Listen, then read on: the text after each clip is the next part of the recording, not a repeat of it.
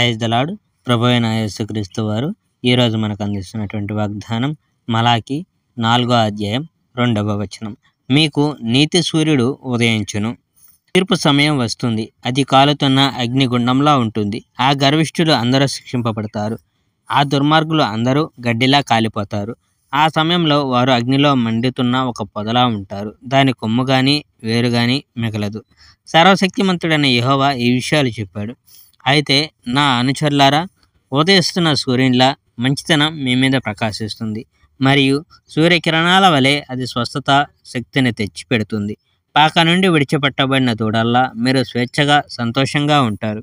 అప్పుడు మీరు ఆ దుర్మార్గుల మీద నడుస్తారు, వారు మీ పాదాల కింద బూడిదలా ఉంటారు.